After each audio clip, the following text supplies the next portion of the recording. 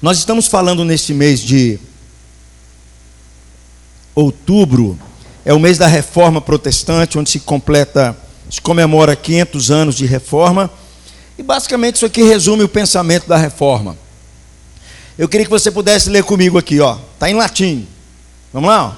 Sola Scriptura, sola Christus, sola gratia, sola fide, soli Deo gloria. Somente as Escrituras, somente Cristo, somente a graça, somente a fé e somente a Deus toda a glória. Domingo passado eu falei sobre somente as Escrituras, dizendo que a Bíblia está acima da igreja, a Bíblia está acima da tradição, a Bíblia está acima de tudo. Ela tem que ser a autoridade final sobre a nossa vida, a nossa conduta e o nosso pensamento. Hoje eu quero pensar com você sobre sola gratia, tão somente a graça. E para a gente entender essa sola gratia, eu preciso fazer uma contraposição, para a gente entender melhor, por que a graça é algo tão maluco, tão extraordinário. Todas as vezes que aparece a palavra graça na Bíblia, ela não vem sozinha, ela vem assim superabundante, a extraordinária graça, a sublime graça. É assim que nós encontramos na Bíblia. Porque a graça, para a gente entender a graça, você precisa colocar num pano de fundo escuro, para você entender de fato o que é a graça. O que eu quero dizer é que, para a gente entender a graça, eu vou precisar tirar um tempo aqui para falar sobre você, para falar sobre o seu coração, para falar sobre a sua vida. Se você não entender quem de fato você é diante de Deus, a graça não faz sentido para você. Jesus morre na cruz, não faz nenhum sentido para você, se você não entender bem sobre isso. O apóstolo Paulo, de uma forma muito inspirada por Deus, quando ele escreve sua carta aos Romanos, ele começa lá no capítulo 1 de Romanos. E aí, eu vou pedir, só para soltar aqui, para fazer uma... Volta um pouquinho, Douglas. Joia. Ele começa lá no capítulo 1 de Romanos, e vai até quase o capítulo 3, versículo 9. E nesses versos, ele vai trazendo algo sobre o ser humano. Ele tira um raio-x do nosso coração. Ele tira um raio-x da nossa alma, de quem nós somos de fato e de verdade. E aí no capítulo 3, versículo 9, ele conclui isso. Diz aí, ele começa no capítulo 1, ele começa falando dos gentios. Ele começa que essa turma não ama Deus, se voltou contra Deus. Depois ele vira para os judeus e fala assim, essa turma também acha que vai na igreja, que conhece tudo, mas também está longe de Deus. E aí ele conclui no versículo 9 do capítulo 3. Vamos ler comigo? Que se conclui: temos nós qualquer vantagem? Não, de forma nenhuma, pois já temos demonstrado que todos, tanto judeus como gregos, estão debaixo do pecado. O que se conclui, Paulo está dizendo aqui? O que se conclui aqui, e aqui é o quadrozinho que eu quero mostrar para vocês, por favor, Douglas, que Paulo vai dizer assim, do capítulo 1, versículo 18 até o versículo 32, ele fala como é que vivem os não religiosos. Esses caras que não vão na igreja, que não pensam sobre Deus. Paulo vai dizer que eles são desobedientes, eles são arrogantes, eles não se importam com Deus, eles trocaram a glória de Deus pelos homens. Paulo vai dizer lá de forma muito clara que eles trocaram o contato natural entre homem e mulher, e se inflamaram homem com homem, mulher com mulher. Paulo está descrevendo quem são os não religiosos, aquele cara que não vai na igreja, aquele cara que está aí vivendo a vida. E aí os judeus ouvem isso, como eles são religiosos, falam, não falou comigo. Paulo fala assim, então tá bom. Capítulo 2, versículos 1 até o capítulo 3, versículo 8. Nós lemos o versículo 9. Paulo vai falar dos religiosos, vai falar assim, vocês também estão com um problema. Vocês que dizem para as pessoas não adulterar, vocês também adulteram. E aí Paulo faz um resumo de tudo. Diz aqui no versículo 9, todos estão debaixo do pecado. Todos estão debaixo do pecado. O que Paulo vai dizer logo depois do versículo 10, logo abaixo, vai dizer assim, não há nenhum justo, nenhum sequer. Todos estão debaixo do pecado. Ou seja, todos aos olhos de Deus são injustos. Todos. É o que Paulo vai concluir aqui para nós. Ou seja, ele vai falar da nossa posição diante de Deus.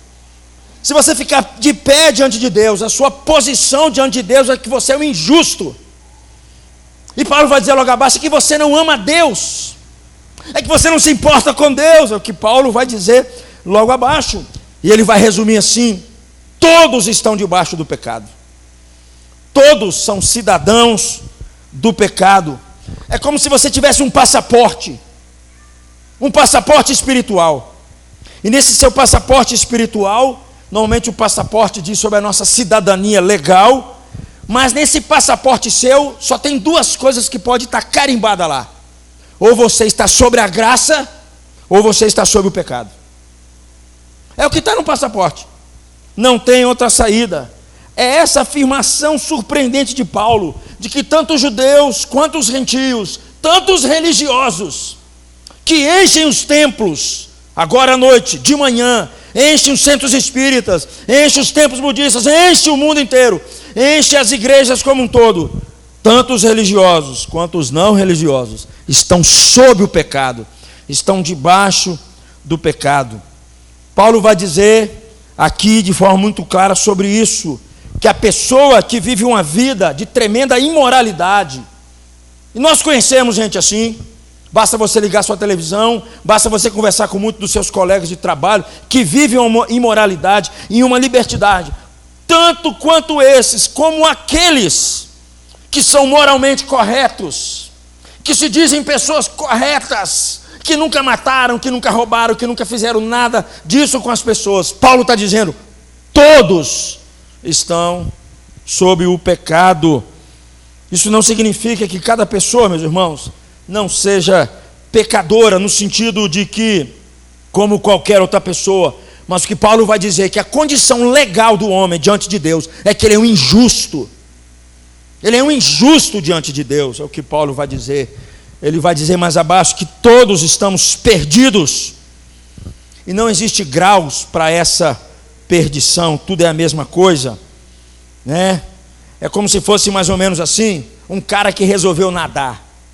Ele resolveu nadar do Japão até o Havaí, 3 nadadores, um não sabia nadar, quando ele pula já morre, quando ele pulou no mar já morreu afogado. O segundo nada mais ou menos, e aí quando ele começa a nadar é um cara meio fraco, não dá poucas braçadas, anda 20 metros, e antes de chegar nos 20 metros já morre afogado. E um terceiro não, um terceiro é um cara, um nadador de campeonato, homem que nada 30, 40, 50 quilômetros, e ele começa a nadar, nos 50 quilômetros ele está bem demais, mas quando ele vai chegando nos 60 quilômetros, seu fôlego vai acabando, ele começa a afundar, falta mais 20 quilômetros pela frente, aí que ele afunda de vez. É assim todo ser humano. Não importa o que cada nadador nadou, não importa se ele nadou 10 metros, 20 metros, 50 quilômetros, 80 quilômetros, ninguém está perto do Japão, está muito longe do Japão. Todos terminam mortos, É isso que Paulo vai dizer sobre a condição humana, sobre o coração humano. Da mesma forma, queridos, tanto uma pessoa religiosa, que confia que é uma boa pessoa moralmente, que não se entrega à sensualidade, não se entrega à imoralidade, quanto alguém que cometeu o pior de todos os crimes dessa nação nossa. Paulo vai dizer que ninguém tem um coração justo diante de Deus. Essa não é uma boa notícia para nós, não é uma boa notícia para nenhum de nós, ninguém, não é uma boa notícia. Paulo vai dizer que todos estão igualmente perdidos, igualmente condenados, e todos vão perecer. É o que Paulo diz aqui em Romanos capítulo 3, versículo 9, e para complementar isso mais, para jogar mais luz sobre isso, ele fala do versículo 11 ao versículo 18, ele traz uma lista enorme dos efeitos do pecado sobre o ser humano. Paulo não para no versículo 9, nem no versículo 10, e nós precisamos aqui, queridos, aceitar que nós somos essas pessoas. Se você não entende isso, a morte de Jesus não tem significado nenhum para você. O que Jesus fez para você não valeu de nada. Nós precisamos também começar a entender, queridos, que o nosso problema é a realidade da nossa pecaminosidade, senão a graça não tem efeito nenhum sobre a nossa vida. Olha o que Paulo vai dizer aqui do versículo 11 ao versículo 18. Queria que você pudesse ler comigo, por favor. Vamos lá, ó. Não há quem entenda, não há quem busque a Deus. Todos se extraviaram e a uma se fizeram inúteis. Não há quem faça o bem, não há nenhum sequer. A garganta deles é sepulcro aberto, com a língua urdem engano, veneno de víbora está nos seus lábios. A boca eles a têm cheia de maldição e de amargura. São seus pés velozes para derramar sangue. Nos seus caminhos há destruição e miséria. Desconheceram o caminho da paz. Não há temor de Deus diante dos seus olhos. Sabe o que significa para nós? Paulo vai dizer 7 efeitos aqui que eu vou falar rapidinho para vocês. 7 efeitos do pecado sobre nós. O que Paulo vai dizer é que legalmente não há nenhum justo. Legalmente não há nenhum ato que consiga mover Deus em nossa direção. Não há nada que fazemos, pelo contrário. Paulo vai dizer nesse texto que da planta do pé até o alto da cabeça, a nossa mão, os nossos olhos, os nossos pés, as nossas línguas, está tudo contaminado. Tudo é o que Paulo vai dizer aqui. Ele vai dizer que os efeitos desse pecado, vai dizer nas nossas mentes, não há ninguém que entenda. Vai dizer os efeitos do pecado sobre as nossas motivações, ninguém procura a Deus, Paulo vai dizer aqui. Vai dizer também sobre os nossos relacionamentos, nós somos rápidos em derramar sangue, ruína e miséria. Paulo vai dizer do nosso relacionamento com Deus, não há temor de Deus, versículo 18, diante dos nossos olhos, diante dos olhos de Deus. É uma lista deprimente, é uma lista deprimente. É uma lista que realmente diz para mim e para você: ninguém procura Deus, Paulinho. Ninguém procura Deus. Ninguém faz o bem. É o que Paulo está dizendo. É o resumo que ele traz para nós. O antídoto do que Paulo vai dizer aqui para nós é justamente a graça. A resposta vai ser a graça. Mas antes de falar sobre isso, Paulo diz lá no versículo 18: não há temor de Deus diante dos seus olhos. Você pode dizer: eu acho que Paulo passou dos limites. Eu acho que Paulo aqui ele está exagerando. Eu acho que Paulo não está bem da cabeça. Eu acho que ele apertou demais aqui. Eu conheço pessoas que rezam. Eu conheço pessoas boas. Eu conheço pessoas que fazem o bem. Eu conheço pessoas que estão profundamente buscando a verdade. O que Paulo está dizendo aqui, queridos, é que ninguém se aproxima de Deus por causa de Deus. O que Paulo está dizendo aqui é que as pessoas só buscam a Deus por causa de bênçãos. O que Paulo está dizendo aqui é que ninguém procura Deus para de fato amar a Deus. As pessoas buscam a Deus por causa das suas orações, dos seus problemas, das suas lutas, para alcançar poder, para alcançar paz, para alcançar alguma experiência espiritual. Ele não diz essas coisas porque Paulo está dizendo aqui para nós, porque muitas pessoas, é isso que elas fazem quando se aproximam de Deus. O que Paulo está dizendo aqui para nós: ninguém é motivado pela sua própria decisão, agindo de forma, através da sua própria habilidade, que queira encontrar a Deus. É o que Paulo está dizendo nesses textos. Alguém pode ter um interesse intelectual, querido, sobre Deus, um interesse filosófico sobre Deus, mas não é essa paixão de fato de querer encontrar a Deus. Ou alguém pode ter um problema, querido, em sua vida e perceber que ele precisa de perdão para lidar com a sua culpa, ele precisa de paz para lidar com as suas ansiedades, e aí ele recorre a Deus. Mas o que Paulo diz, que ninguém busca a Deus por causa de Deus. É o que ele está dizendo aqui para nós. Isso não é a mesma coisa, queridos, da gente procurar a Deus. Procurar informações sobre Deus é diferente de você ser conhecido por Deus e você conhecer a Deus. É muito parecido as nossas orações com aquela oração daquela pessoa que ela faz a seguinte oração diante de Deus: Deus, eu vou fazer só um pedido para o Senhor. Se o Senhor me atender esse pedido, eu estou satisfeito. Eu não preciso de mais nada. Se o Senhor me atender esse pedido, eu já estou muito bem satisfeito. O negócio é o seguinte: eu estou bem no meu emprego, está tudo estabilizado no meu trabalho, minha família está andando redondinho, as coisas estão indo bem, os meus filhos estão estudando em boas escolas, esse ano eu consegui trocar meu carro, consegui pegar um carro do ano esse ano. Outra coisa, Deus, a minha empresa ela está prosperando, eu estou crescendo, eu estou fechando negócios, eu estou ampliando os meus negócios cada vez mais. Deus, eu só quero que o Senhor atenda um pedido que eu vou fazer para o Senhor. não ponha a mão em nada. Não mexa em nada. É assim, queridos. É justamente isso aqui que Paulo está dizendo. Paulo está dizendo no fundo, que nós somos egoístas. Nosso coração é assim. E nós queremos controlar Deus. Nós não queremos servir a Deus. Nós queremos que Deus esteja debaixo das nossas rédeas.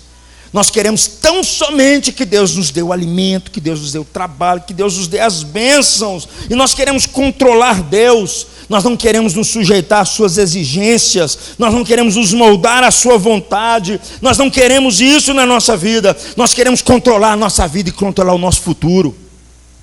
É o que Paulo está dizendo aqui. Não há ninguém que busque a Deus. As pessoas se aproximam de Deus, queridos, porque elas passam problemas, dificuldades. É o que Paulo está dizendo. Isso significa que alguém que está realmente buscando a Deus só tem uma saída, só tem uma resposta. É porque ele foi procurado por Deus. Se alguém de fato está buscando a Deus por causa de Deus, é porque Deus já o procurou. Ninguém é capaz de buscar a Deus. Nenhum ser humano, é o que Paulo está dizendo aqui para nós, a não ser que Deus vá em sua direção. Veja bem, queridos, isso saiu dos lábios de Jesus, hein? João capítulo 6, versículo 44, dos lábios de Jesus. Ninguém pode vir a mim se o Pai que me enviou não o trouxer. É Jesus dizendo isso aqui.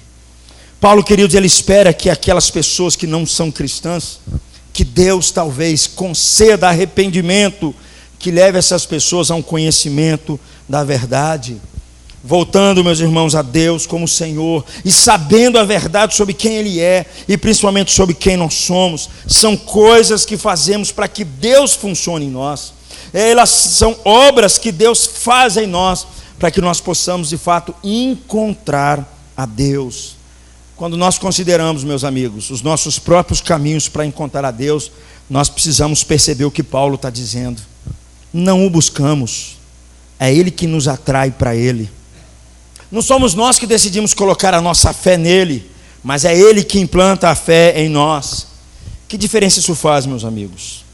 Isso faz uma enorme diferença, porque a gente começa a entender de fato como é que é o amor de Deus, como é que Ele é muito extenso e profundo para alcançar alguém que virou as costas para Ele. Quando o ser humano tem a compreensão dessas coisas, que de fato ele foi achado por Deus e não ele que achou a Deus, ele começa a compreender a Deus numa extensão muito maior. Ele começa a perceber que o amor de Deus é muito mais profundo, que a graça de Deus é muito maior, e torna a pessoa mais humilde quando ela vai realizar suas coisas. Torna a pessoa mais temerosa diante de Deus, porque ela percebe que Deus a buscou, ela percebe que Deus que foi em sua direção, que nós não temos absolutamente nada, nós não temos nem mesmo fé para crer nele, e é Ele que implanta a fé em nós.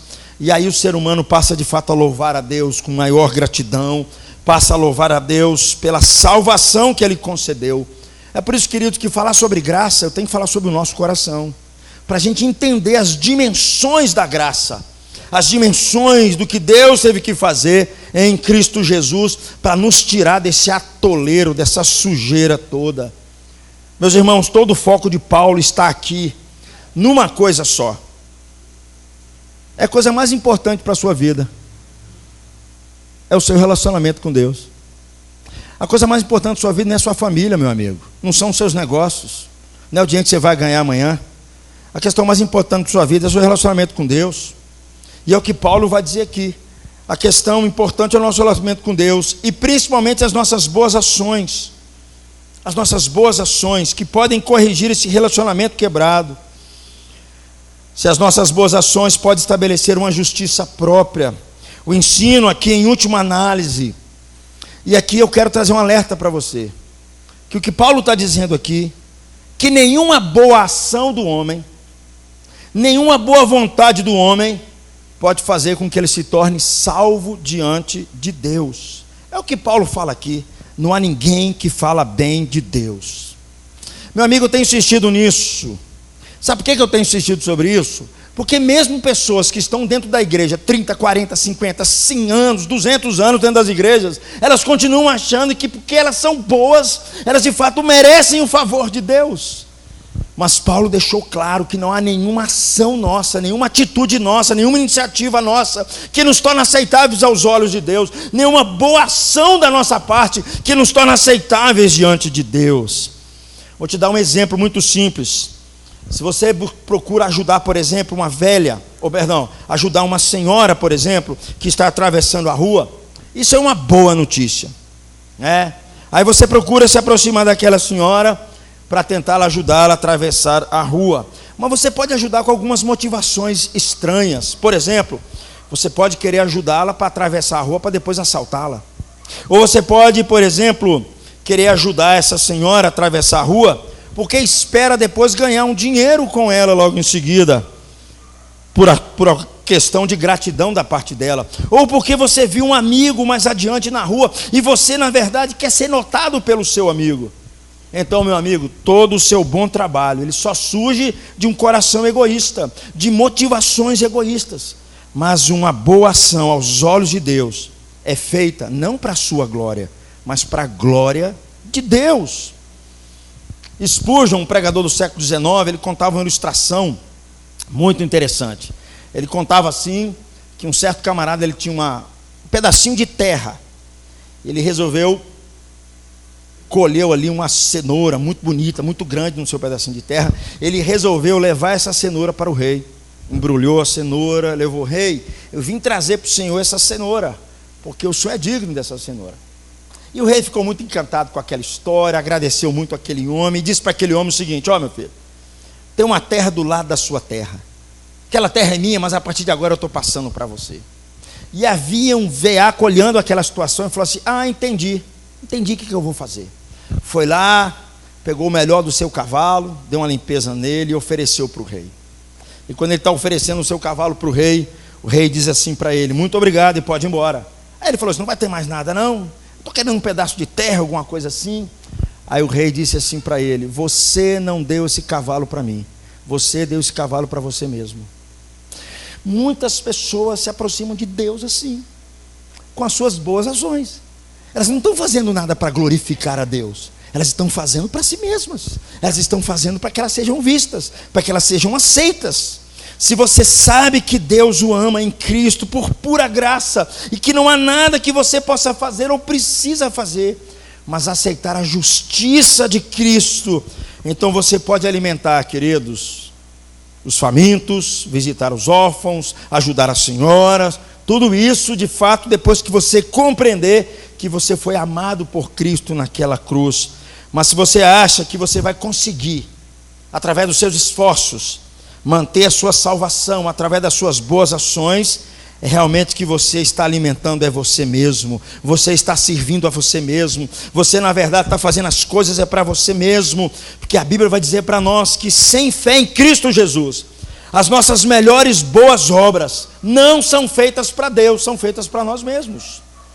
E esse aqui é um grande problema, meus irmãos, porque se nós fizermos o bem para ganhar o favor de Deus, ganhar a bênção de Deus, ganhar a salvação de Deus, nós seremos presunçosos aos seus olhos, nós não agradaremos a Deus, nós estaremos ansiosos, nós ficaremos até zangados, porque muitas vezes nós fazemos o que Deus está pedindo e aguardamos uma resposta de Deus e ela não vem. Aí nós ficamos zangados com Deus e zangados com as pessoas, porque as boas ações, queridos, feitas sem confiar no Evangelho, sem confiar na graça, elas vão fazer a alma azedar. Todos nós temos que entender isso, que nós só seremos cristãos salvos se nós entendermos que foi por meio da graça, tão puramente da graça. E aqui está a grande diferença entre um cristão e uma pessoa religiosa. Qual que é a diferença entre um cristão e uma pessoa religiosa? É bom dizer que todo domingo eles sentam nos bancos das igrejas. Eles cantam, eles fazem oração, eles pedem perdão, eles fazem sacrifício, eles oram pelas pessoas. Quando eles cometem algum pecado, eles se arrependem. Onde é que está a diferença básica? A diferença básica está nas motivações. O religioso, ele faz tudo isso para alcançar o favor de Deus. Uma pessoa que entendeu o Evangelho, ela faz tudo isso porque ela foi alcançada por Deus, como resposta de gratidão a Deus. Uma pessoa religiosa é assim, uma pessoa não religiosa, melhor, uma pessoa que entendeu o Evangelho, é assim que ela vive, meus irmãos. É assim que ela trata a sua vida, é assim que ela faz as suas boas ações. Tanto aqueles que entenderam o Evangelho, quanto as pessoas religiosas, elas se arrependem dos seus pecados. Os fariseus, eles se arrependiam dos seus pecados. Eles faziam longas orações, eles ajudavam os pobres. No entanto, Jesus os confrontava continuamente, porque eles faziam das suas obras um caminho para a sua salvação. Era aquilo que os motivava para tentar convencer a Deus, para que Deus pudesse abençoá-los. Depois que Paulo fala todo aquele texto que nós lemos, ele cai no versículo 18, um resumo muito interessante para nós. Ele resume tudo que ele falou do versículo 1 ao versículo 17, dizendo justamente que não há temor de Deus. Ele diz aqui para nós, no versículo 18, que o resumo de Paulo, como ele vem dizendo antes, é que existe ignorância sobre Deus, existe independência voluntária de Deus, as nossas boas ações são egoístas, as nossas palavras, as nossas línguas estão contaminadas, as nossas ações, e aí Paulo vem e diz assim: não há temor de Deus diante dos seus olhos, versículo de número 18. Como é que a gente pode entender isso aqui, Paulo resumindo isso aqui? Porque, queridos, aqui é o ponto de partida. A Bíblia nos diz assim que o temor do Senhor é o princípio da sabedoria. É o temor do Senhor que nos faz fazer escolhas sábias, escolhas que não nos ponham em confusão. O Salmo capítulo 16, versículo 18, nos ajuda a entender de fato o que é, versículo 8, o que é o temor de Deus. Leia comigo, por favor. Olha aí, ó. O Senhor tenho sempre a minha presença, estando Ele à minha direita, não serei abalado. O que o salmista está dizendo aqui é o seguinte: o meu segredo é que eu vivo a minha vida mantendo a grandeza de Deus sempre diante de mim. Eu sempre penso na glória de Deus, eu sempre penso no amor de Deus, eu sempre penso no poder de Deus, eu deixo quem Ele é me controlar em todos os momentos, eu vivo à luz de Deus. E aí Paulo vem e diz: temer a Deus é o antídoto contra a nossa vida, contra o pecado da nossa vida. Significa antes uma atitude interior de admiração, de respeito, de alegria diante da grandeza de Deus. Deixa eu fazer uma pergunta para você: você vive assim? O ser humano vive assim? Ele vive debaixo desse temor de Deus? De fato, ele faz as coisas assim pensando que é para a glória de Deus? Ele faz as coisas assim pensando assim que Deus vai... É assim que ele faz? Na sua grande maioria, quando ele faz, ele está fazendo uma barganha com Deus. Na sua grande maioria. Quando Paulo diz aqui que ninguém procura Deus, ele está dizendo que o pecado, ele é caracterizado porque o ser humano foge de Deus. O pecado nos faz esquecer de Deus todos os dias. O pecado faz de Deus distante e algo irreal. É o oposto de temer a Deus. É o oposto de alguém que tem uma paixão, que vem para de fato amar a Deus e servi-lo. É o que Paulo está dizendo aqui para nós. Nós podemos dizer, meus irmãos, que só existem duas maneiras da gente viver, de forma muito simples. Ou você esquece que Deus existe, da realidade de Deus, ou você conhece a realidade de Deus e vive debaixo dela. Ah, mas Renato, mas eu vou à igreja, eu sou um cara, eu cresci na igreja, meu pai era crente, minha mãe me ensinou os corinhos, não é verdade? Sei disso. Querido, se você não entender de fato, se você não entender o que é a graça, tudo isso é somatória para empurrar você mais para longe de Deus. O que Paulo vai dizer aqui agora, que tanto religiosos quanto não religiosos, Paulo vai dizer aqui, eles são iguaizinhos diante de Deus. Olha o versículo 19, leia comigo o versículo 19. Ora, sabemos que tudo o que a lei diz, aos que vivem na lei o diz, para que se cale toda a boca e todo mundo seja culpável perante Deus. Paulo está aplicando isso a todas as pessoas, tanto aquelas que conhecem a lei, quanto aquelas que não conhecem a lei, tanto aquelas que vão à igreja, quanto aquelas que não querem saber da igreja. O efeito de conhecer a lei não deve ser uma alegação orgulhosa, que nos coloca em pé diante de Deus. O que Paulo vai dizer aqui para nós é justamente o contrário. Toda boca pode ser silenciada e todo mundo responsabilizado perante Deus.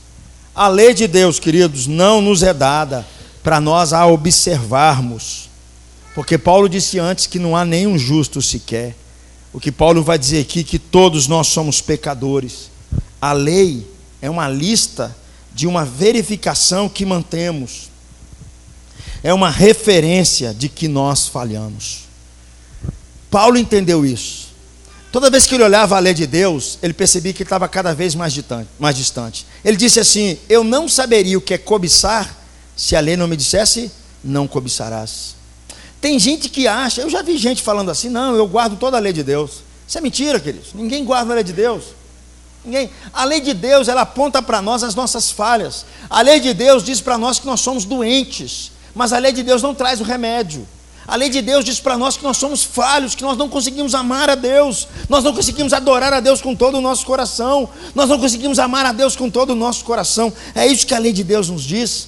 Através da lei, nós nos tornamos conscientes de que nós somos pecadores, porque nós não conseguimos cumpri-la. Sempre que alguém lê a lei de Deus, seja ela leal, amável, algo pensativo, alguém amoroso, sua resposta só pode ser uma só: eu sou um grande pecador. É isso que a lei nos aponta. Eu não tenho nada para dizer diante de Deus. É o que Paulo está dizendo aqui, para que diante de Deus toda língua se cale, porque diante de Deus não tem como a gente dizer algo que estamos fazendo que encanta a Deus. Essa boca silenciosa, queridos, que é a nossa condição espiritual diante de Deus. Ou seja, ninguém consegue se salvar. Ninguém consegue se salvar. Ninguém, por melhor que seja você. E aqui eu vou trazer para você uma notícia que não é boa, que muitas vezes as nossas melhores ações é que nos afastam de Deus. É justamente as nossas boas ações que nos afastam de Deus. Não são os nossos pecados muitas vezes, são as nossas boas ações. O apóstolo Paulo nos disse antes do texto aqui, que no Evangelho se revela a justiça de Deus. Tudo que nós precisamos fazer, queridos, é vir a Cristo, e vir a Cristo com as mãos vazias. Aqui está a parte mais difícil. O que impede as pessoas da salvação não são os seus pecados, mas são as suas boas obras. São as suas boas obras. Se nós viermos a Deus dizendo-lhe que nós somos bons, que nós oferecemos a Deus as nossas melhores obras, as nossas melhores obras de justiça, nós não podemos tomar a justiça que é dele, de graça para nós. Paulo está dizendo para nós, querido, você tem que desistir da sua bondade. E aqui está um negócio interessante, que é a parte mais difícil para os religiosos. Gente que cresceu dentro de igreja, gente que cresceu em igrejas, dentro de um contexto religioso, pessoas que não cometeram crimes gravíssimos. Para elas isso é mais difícil, porque elas não conseguem se ver de fato como alguém que falhou diante de Deus. Ela costuma dizer assim: não, eu cometi um pecadinho aqui, mas não é tão grave assim diante de Deus. Esse que é o nosso problema. Paulo está dizendo aqui que nós devemos nos aproximar de Deus com as nossas mãos vazias, em silêncio diante dele. E é nesse momento que Paulo traz uma guinada aqui. Versículo de número 21 do capítulo 3. Olha o que Paulo diz, por favor. Vamos ler comigo. Mas agora, sem lei, se manifestou a justiça de Deus, testemunhada pela lei e pelos profetas. É como se Paulo estivesse colocando aqui um diamante diante de um fundo preto. Essa palavrinha que começa dizendo assim: mas Deus, é essa a resposta que o Evangelho vai dar. Porque no Evangelho te revela a justiça que vem de Deus, ou é a justiça que pertence a Deus. As nossas traduções, elas não ajudam muito aqui, porque a palavra justiça e justificado, ela é a mesma coisa. Eu poderia traduzir esse versículo 21 e versículo 24 da seguinte maneira: mas agora uma justificativa vem de Deus provém de Deus e me foi conhecida. E o versículo 24 diz assim: sendo tornados justos de forma livre por sua graça. Ou seja, temos que aproximar de Deus com as nossas mãos vazias. Justiça aqui, meus irmãos, é como se fosse assim, algo que pudesse registrar a nossa validade, o nosso desempenho, que abre portas para nós. Justiça aqui é como se fosse um currículo. Normalmente as pessoas escrevem no currículo o seu melhor desempenho. Elas colocam ali as suas melhores capacidades, as suas melhores informações, as suas melhores escolas. Elas catam aquilo que vai ser de melhor para que alguém pudesse ler aquilo e falar assim: eu vou aceitar esse cara. É isso que Paulo está dizendo aqui para nós. Que nós tentamos fazer isso diante de Deus.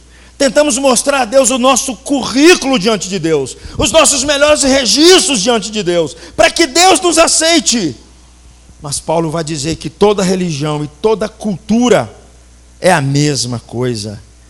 Paulo não vai dizer aqui que o nosso problema não é o nosso registro vocacional, não é a sua capacidade intelectual, não é a quantidade de informações, de cursos que você fez. O nosso registro aqui é moral. Esse que é o nosso problema. O que está no nosso currículo é a nossa vida moral, a nossa vida espiritual. E não tem ninguém que tenha desempenhado algo que é suficiente para que Deus olhe para ele e diz assim: eu vou te aceitar, eu vou te contratar. É por isso que Paulo diz aqui: mas agora, pela primeira vez na história e na última vez na história, é uma abordagem inédita que Paulo vai trazer aqui para nós, de Deus se revelando a sua justiça, a justiça que vem de Deus. É um registro perfeito que é dado a nós. É o que Paulo vai dizer aqui. Fora do Evangelho, meus irmãos, nós devemos desenvolver uma justiça e oferecê-la. Fora do Evangelho, as pessoas vão se empenhar para ser boas pessoas morais, para serem aceitas por Deus. Eu já contei isso aqui para os irmãos. Quando fazia trabalho num presídio, esse era o grande problema daqueles caras. Porque quando você pregava o Evangelho da Graça, ele sempre batia no peito e falava assim: eu preciso melhorar, Renato. Eu preciso parar de fazer o que eu estou fazendo para me ser aceito por Deus. Eu falava: você não vai conseguir, porque ninguém consegue. O que Deus está dizendo para você é que Deus aceita você por meio da graça, por meio da fé nele. Não é os seus méritos, não é a sua capacidade, não é a sua performance, não é porque você é o cara. Um assunto como esse, queridos, quando cai ao ouvido de alguém que cometeu um crime, é um bálsamo na alma dele. Mas para um cara religioso, ele quer te matar. Porque ele fala: você está me comparando a esses caras? Você está querendo dizer que eu sou igual a eles? E a Bíblia diz: sim.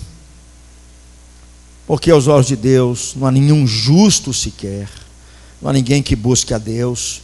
O Evangelho diz que Deus desenvolveu uma justiça perfeita, e Ele nos oferece isso para que nós possamos ser aceitos somente pela graça, tão somente pela graça. É essa que é a simplicidade do Evangelho cristão. Isso inverte que qualquer outra religião, qualquer outra visão do mundo. O Evangelho nos inverte. Eu já falei isso aqui, gosto de repetir esse negócio. Todas as religiões do mundo, são baseadas nas boas performances humanas. Todas. Só o Evangelho que não. O Evangelho inverte isso. As religiões dizem mais ou menos assim: você tem que obedecer às regras para ser aceito por Deus. O Evangelho diz: eu sou aceito por Deus, portanto obedeço às regras. Deus, quando chamou o povo de Israel, primeiro libertou o povo, depois deu a lei. A religião diz assim: primeiro eu vou te dar a lei, você obedece tudo que eu estou pedindo, no dia que você melhorar eu vou olhar para você e vou te salvar. Paulo está dizendo: não é isso que é o Evangelho, não é isso que é a graça. Paulo então ele vai desenvolver isso aqui logo abaixo. Ele vai dizer como é que essa justiça vem a pecadores, como é que ela pode alcançar pecadores. Coisas aqui rapidinho que Paulo vai dizer, que eu quero me concentrar só no versículo 24. Primeira coisa que vai dizer a partir do versículo 22, que ela só vem por meio da fé em Jesus Cristo.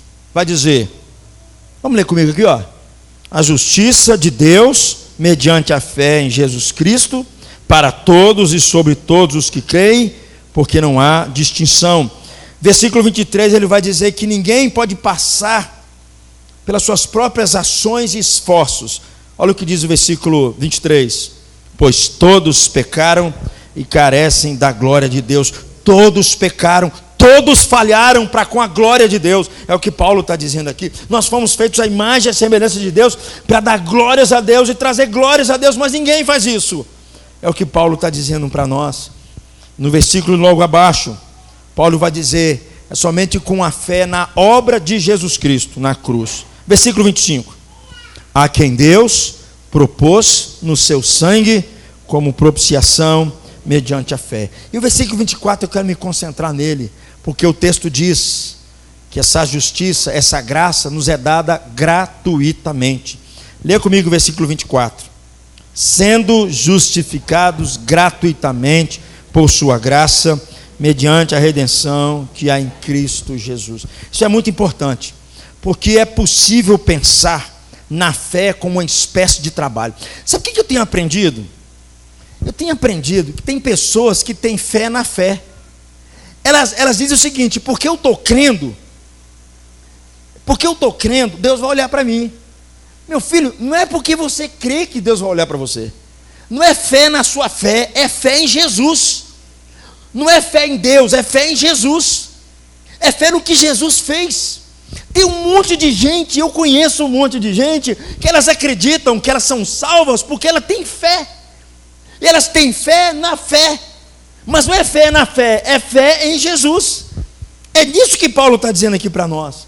Algumas pessoas, elas pensam na fé como uma atitude intensa. Elas transformam a fé delas como uma boa ação. Elas dizem para Deus assim: Deus, eu estou me esforçando tanto para crer no Senhor. Elas estão colocando a fé na própria fé delas. Mas Paulo vai dizer que ninguém é justificado por isso, então somente na fé em Cristo Jesus. O que me chama a atenção nesse texto aqui é que Paulo diz aqui que ela vem gratuitamente, ou ela vem livremente. Essa palavra livremente significa sem causa, de forma totalmente, completamente injustificada. Ela é dada sem algum motivo. Nós não devemos cair no erro, meus irmãos, de pensar que é a nossa fé que nos salva. Tem um monte de gente assim, tem um monte de gente que não entenderam nada do Evangelho, mas elas acreditam porque elas têm fé. Deus vai olhar para elas. Não vai olhar. Não adianta, Deus não vai olhar. Deus vai olhar se a sua fé estiver em Cristo Jesus. É isso que Paulo vai dizer, tanto no Antigo Testamento quanto no Novo Testamento. É a obra de Cristo que merece a nossa salvação. É por meio da fé em Cristo Jesus. A fé, queridos, é simplesmente uma atitude de chegar a Deus com as mãos vazias. A fé é um instrumento pelo qual você recebe a salvação. Não é um instrumento que causa a salvação. Não é sua fé que mobiliza a Deus para olhar para você. Se você não vê isso, você pensará que tem alguma coisa para se vangloriar diante de Deus, dizendo: é por isso que eu sou salvo, porque eu coloco a minha fé nessas coisas. Não, é sua fé só em Jesus Cristo. Mas Paulo vai dizer aqui, queridos, como é que Deus pode permanecer justo? Um dos grandes dilemas da teologia é justamente aqui. Como é que Deus, justo, justifica pecadores? Como é que um Deus justo trata pecadores? Como é que ele faz isso? Esse é o grande dilema que Paulo vai responder em Romanos. Como é que um Deus justifica o homem, perdoa o homem, aceita o homem, e ele é pecador? Como é que Deus pode de fato transformar pecadores e libertá-los e fazer com que os pecadores a partir de agora se tornem justos, que ao invés de merecer condenação, eles recebem libertação? Como é que um Deus justo justifica você e eu? Paulo vai dizer no versículo que lemos, versículo 24: através da redenção que vem por meio de Jesus Cristo. A redenção é a demonstração máxima da graça de Deus, que é somente pela graça e por nada mais. A redenção, queridos, é uma palavra que ela nos leva lá ao Antigo Testamento. Ela nos dá uma ideia. Como eles viviam naqueles tempos agrícolas, não demorou muito para que eles entrassem em dívidas financeiras, né? E quando eles entravam em dívidas financeiras, eles só tinham uma saída. Eles tinham que se vender para poder pagar a dívida financeira. Eles aguardavam o ano do jubileu em que liberaria todo mundo. Então eles se vendiam para poder pagar as suas próprias dívidas. Eles se tornavam escravos. E, por incrível que pareça, a vida inteira como escravos. E eles não conseguiam sair dessa situação. Então a lei de Deus, ele providenciou um redentor. Ele providenciou um parente mais próximo, para que pudesse resgatar essas pessoas que estavam escravizadas. Esse redentor iria comprá-los de volta, ia comprá-los para que eles pudessem ficar fora da dívida, fora da escravidão, para que eles pudessem viver novamente. O que Paulo vai dizer aqui para nós, que isso foi realizado através de Jesus para nós que éramos escravos do pecado, escravos da morte, escravos do julgamento, para nós que nunca podemos pagar a dívida que nós devemos. Nós precisamos da redenção, nós precisamos dessa liberdade, dessa dívida que veio. Querido, deixa eu só te lembrar um detalhe que talvez você esqueceu. Eu e você temos uma dívida impagável diante de Deus. Não são as suas boas ações que vão pagar, não. Não tem como. A dívida do nosso pecado é altíssima. Nós temos uma dívida. Jesus conta uma parábola que fala sobre isso. A nossa dívida é tremenda. A nossa dívida custou o sangue de uma pessoa. Custou o sangue de Jesus. O sangue do seu próprio filho. Paulo está dizendo aqui que o Pai justifica o seu povo através da obra do seu filho. Ele nos redimiu. Ele nos apresentou Jesus como um sacrifício para a nossa expiação. Aqui está uma maneira como um Deus justo justifica pecadores. Como é que ele faz justos, injustos, justos? Só tem um jeito: pura graça.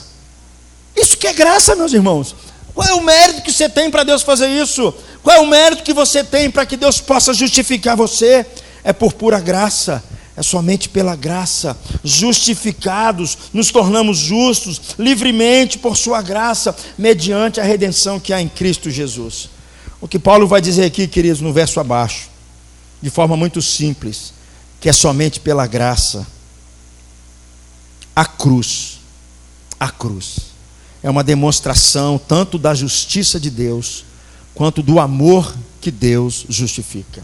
Na cruz Jesus resolveu isso. Na cruz Deus resolveu isso. Leia comigo o versículo 25 e versículo 26, por favor. A quem Deus propôs como propiciação mediante a fé.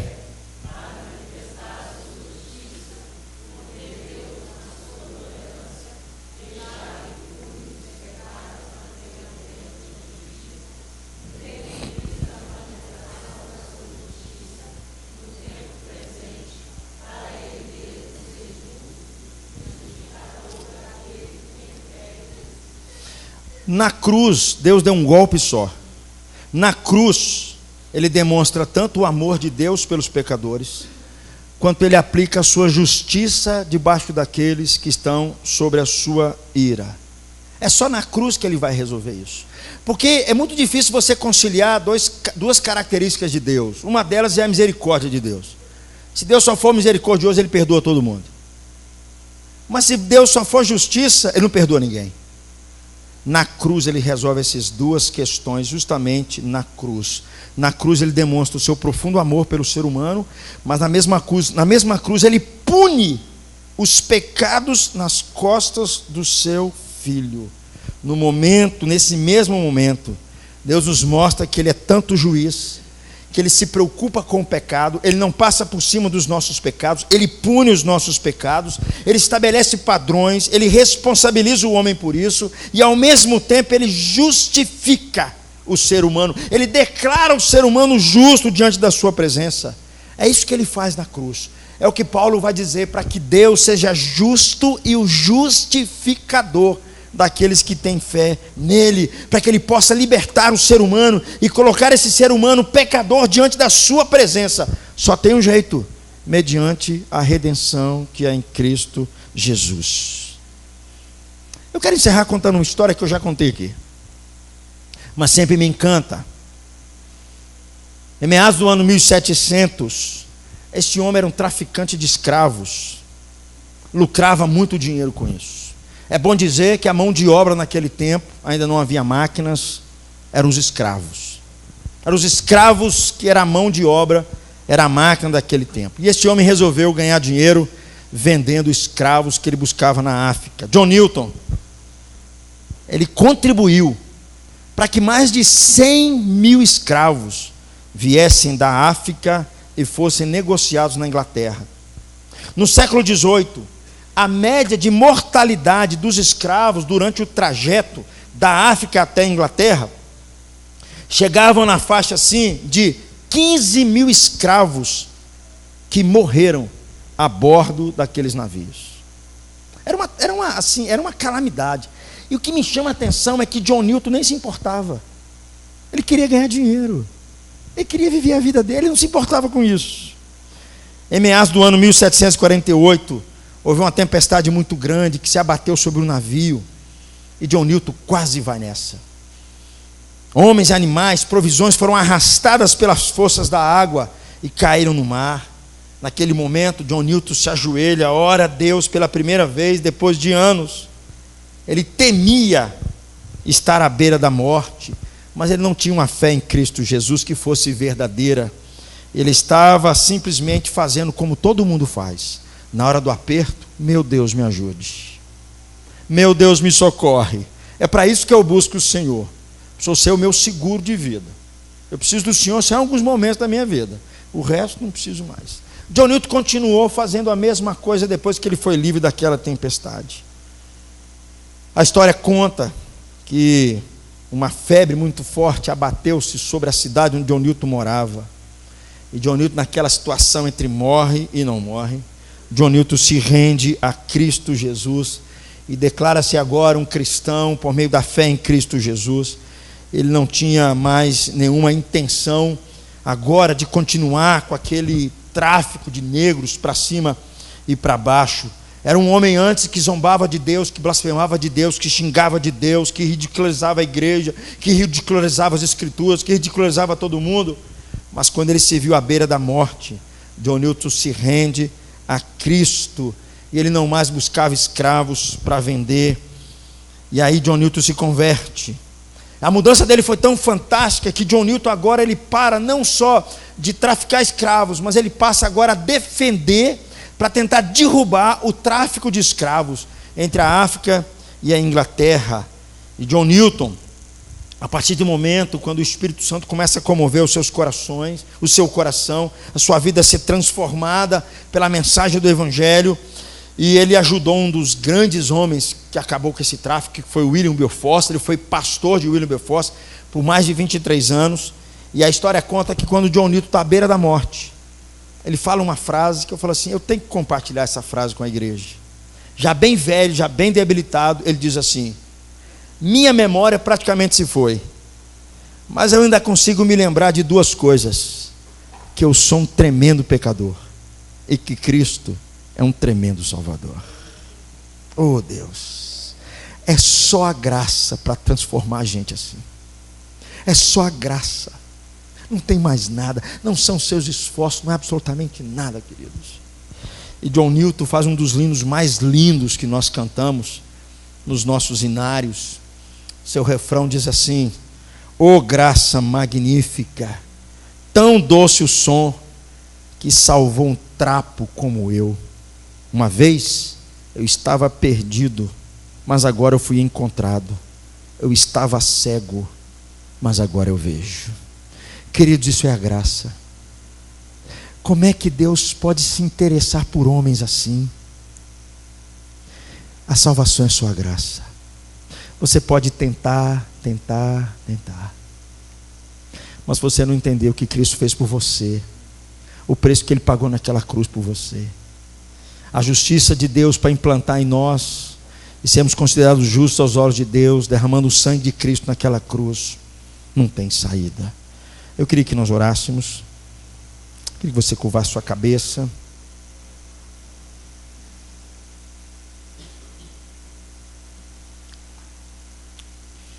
Eu não sei quanto tempo você está na igreja.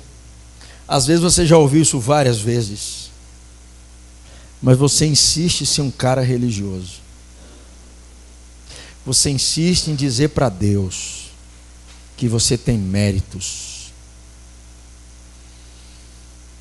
A minha oração, querido, para você, que a graça transforme o seu coração, que ela enche o seu coração da paz que só Deus pode dar. Se você continuar achando que são os seus esforços, isso vai te dar uma canseira tremenda. Deus, eu quero pedir ao Senhor nessa noite, assim como o Senhor fez com John Newton no passado, o Senhor continua fazendo, mas não tem como a gente entender a graça, que foi somente pela graça, se a gente não perceber nosso estado de miséria diante do Senhor, como John Newton falou, esse miserável. Pai, em nome de Jesus, que o Senhor, que já mostrou o quanto o Senhor ama a humanidade, o quanto o Senhor ama o ser humano, o Senhor continua, Deus, incomodando os nossos corações, para que a graça do Senhor nos alcance e transforme a nossa existência, transforme a nossa vida. Deus, em nome de Jesus, eu peço ao Senhor, para que nós não confiemos no nosso braço, na nossa capacidade, não confiemos de fato que nós somos pessoas assim tão bacanas, pessoas assim tão agradáveis, pessoas assim que tem algo que vai comover o Senhor. Deus, nós precisamos de novo olhar para aquela cruz e perceber que foi ali naquela cruz, que era para mim estar pregado naquela cruz, mas Jesus foi no meu lugar naquela cruz, e foi porque Ele não viu méritos na minha vida, Ele não viu méritos em John Newton, Ele não viu méritos no apóstolo Paulo. O que Ele viu é que não há nenhum justo sequer. O que Ele viu é que não há ninguém que busque a Deus. Foi isso que Ele viu. O que Ele viu foram rebeldes diante de Deus, que continuam resistindo a Deus. Pai, em nome de Jesus, visita a Tua igreja nessa noite. A minha oração é que a gente não só seja salvo pela graça, mas que a gente viva essa graça salvadora todos os dias. Deus, tem misericórdia de nós. Tem misericórdia do Teu povo, Deus. Nós, Pai, às vezes somos induzidos e levados a pensar que sendo uma boa pessoa religiosa vai resolver o nosso problema. Não, Deus. Pai, tem misericórdia de nós. Tem misericórdia desse lugar em que vivemos. Tem misericórdia do nosso país que está precisando do Evangelho, Deus. Está precisando da graça. Não são só aqueles que cometeram crimes pesados, difíceis, mas pessoas que batem no peito e acham que suas boas ações o levam a Deus. Deus, em nome de Jesus, a minha oração é que a gente dê expressões dessa transformação da graça, através do nosso dia a dia, através dos nossos relacionamentos. Se nós fomos perdoados pelo Senhor, por que não concedemos perdão às pessoas que erram com a gente? Pai, eu tenho dito isso. O que mais nos falta é a graça. Os problemas que nós convivemos diariamente é porque a graça não está presente. Parece que ainda somos salvos porque merecemos. Deus, a minha oração é que essa igreja seja uma comunidade da graça. Seja uma comunidade onde ela transborde a graça, porque só foi pela graça que nós fomos alcançados. Deus, obrigado pela redenção em Cristo Jesus, o alto preço, seu sangue derramado ali naquela cruz, para que a ira de Deus caísse sobre Ele e não sobre nós, para que nós pudéssemos ser justificados tão somente pela obra dEle e não pelas nossas boas obras. Deus, a minha oração, que a única coisa que nos falta é abrir as nossas mãos. Pai, que a nossa fé seja tão somente em Cristo Jesus. A gente não pode confiar, Deus, para a nossa salvação em nada mais. Mas a minha oração, Deus, que assim como foi com John Newton, que ele foi alcançado pela graça, ele abençoou tantas pessoas, ele percebeu tantos erros que ele havia cometido, ele se colocou diante do Senhor, ele entendeu que ele foi aceito. Como é que ele poderia ser aceito? Ele se transforma em um pastor, que ele abençoa várias pessoas, acaba com o tráfico negreiro, ajuda a acabar com o tráfico negreiro. Deus, a minha oração é que aqueles que foram salvos pela graça, eles demonstrem, através de mudança de vida, mudança de comportamento, através de uma atitude santa, que de fato foram alcançados pela graça. Então Deus, nos ajude. Tenha misericórdia de nós, em nome de Jesus. Amém. Queria convidar os irmãos para se colocarem de pé. Nós vamos cantar novamente o hino que nós cantamos. Vou cantar um hino. Eu não sei que. Vamos cantar um hino.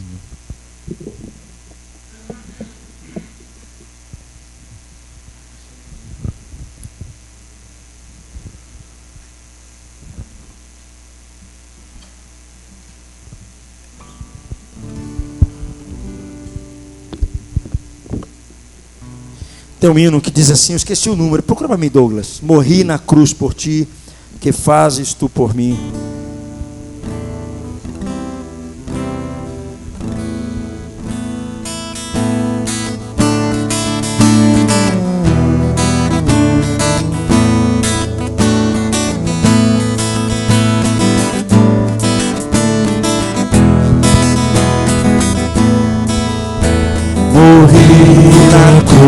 Por ti, e foi para te livrar. Teu sangue ali verti, e posso te salvar. Morri na cruz por ti, que fazes tu por mim? Morri na cruz por ti, que fazes tu por mim? Vivi assim por ti, e sofrendo imensa dor, e tudo fiz aqui, e por ser teu Salvador.